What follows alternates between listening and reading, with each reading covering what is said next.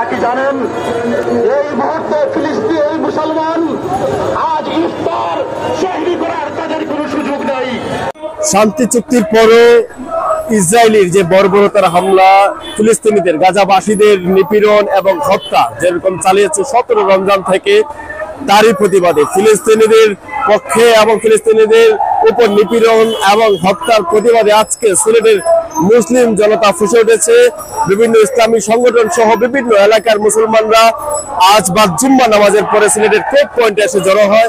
হাজার হাজার মানুষ এতে প্রতিবাদে লিপ্ত হয়। দেশ প্রবাস থেকে যারা যুক্ত রয়েছেন আপনারা আমাদের এই ভিডিওটিকে শেয়ার করে দিবেন এবং যার যার জায়গা থেকে প্রতিবাদ করুন। ইহুদিদের এই অত্যাচার নিপীড়ন সেই 1947 সাল থেকে যেভাবে শুরু করেছে ইসরায়েলিরা ফিলিস্তিনিদের ভূমি অধিকৃত করার মধ্য দিয়ে তা আজও চালিয়ে যাচ্ছে। মানবতার এক বলা যায় নিকৃষ্ট জাতি হিসেবে কিন্তু ইহুদিরা ইতিমধ্যে যেভাবে প্রতিষ্ঠিত লাভ করেছে এবং মানবতার দোহাই দিয়ে বারবার ফিলিস্তিনি আমাদের মুসলিম ভাইদের, নবী রাসূলদের যে অধ্যভূমি সেই জায়গাতে বারবার আমাদের মুসলিম ভাই বোনদের, নিরীহ শিশুদের যেভাবে প্রতি মুহূর্তে প্রতিটা বছর হত্যা করে যাচ্ছে এবং এবার শান্তি চুক্তি হওয়ার পরেও কিন্তু তারা শান্তি চুক্তি অমান্য করে যেভাবে 17 রমজান থেকে আমাদের বদর যুদ্ধ যে দিবসটি ছিল সেই দিন থেকে সেহরি খাবার সময় যখন সেহরি খাবে মুসলমানরা, ঠিক তখন থেকেই যেভাবে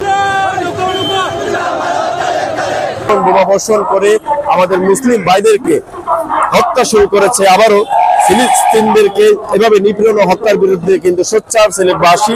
আমরা সেই আপডেটটুকু দেখানোর চেষ্টা করব।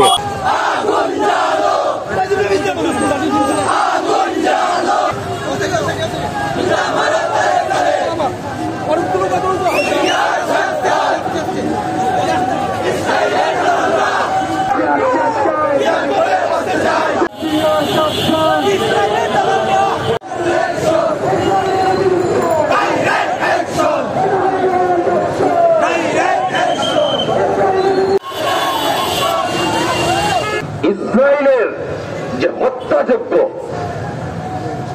নির্মমভাবে এই পবিত্র রোজা রমজানের দিনে যখন গাজাবাসী, যখন ফিলিস্তিনবাসী আল্লাহর একত্ববোধের জন্য, আল্লাহর হুকুম মানার জন্য সেহরির ব্যবস্থা করছিল, ঠিক তখনই অতর্কিত হামলা করে শত শত ধর্মপ্রাণ মুসলমানদেরকে হত্যা করা হয়।